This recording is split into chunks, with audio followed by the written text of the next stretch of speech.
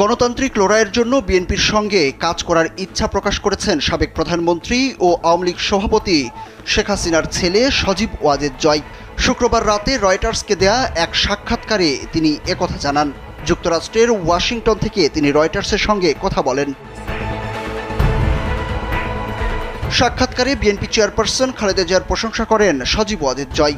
খালেদা জিয়া তার বক্তব্যে সব ধরনের শত্রুতা বা প্রতিশোধ পরায়ণতা ভুলে যাওয়ার যে আহ্বান জানিয়েছেন, তিনি সেটির প্রশংসা করেছেন।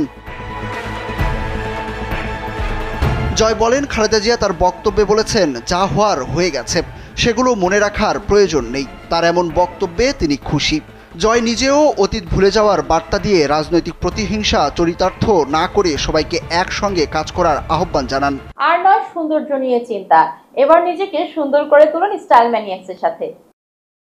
সেটি ঐকমত্যের সরকার হোক বা না হোক। গণতান্ত্রিক লড়াইয়ের জন্য বিএনপির সঙ্গে কাজ করার ইচ্ছা পোষণ করে জয় বলেন, বাংলাদেশে একটি গণতান্ত্রিক নির্বাচন আয়োজন ও গণতন্ত্র পুনরুদ্ধারে বিএনপির সঙ্গে কাজ করতে চান তারা। জয় আরও বলেন, রাজনীতি ও আলোচনা অত্যন্ত গুরুত্বপূর্ণ বিষয় বলে তিনি মনে করেন। নানা ইস্যুতে তর্ক হতে পারে, কোনো বিষয়ে একমত না হওয়ার কথা জানিয়ে ভিন্ন মত পোষণের অধিকারের প্রতি তাদের একমত থাকতে হবে, আর সবসময়ই আপোষ করার উপায়ও খুঁজে বের করার কথা বলেন তিনি।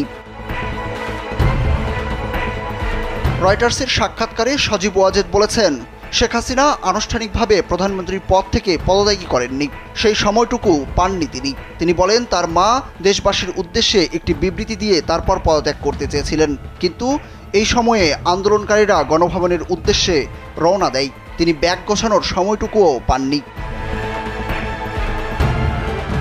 তবে জয় এমন দাবি করলেও বাংলাদেশ সেনাবাহিনীর প্রধান জেনারেল ওয়াকারুজ্জামান ভিন্ন কথা বলেছেন। গত সোমবার শেখ হাসিনা তার ছোট বোন শেখ রেহানাকে নিয়ে ভারতের পথে সামরিক হেলিকপ্টারে রওনা দেওয়ার কিছুক্ষণ পরেই সেনাপ্রধান গণমাধ্যমের সামনে কথা বলেন। সেখানে তিনি বলেন, প্রধানমন্ত্রীর পদ থেকে শেখ হাসিনা পদত্যাগ করেছেন। সুরুজ আহমেদ, কালবেলা।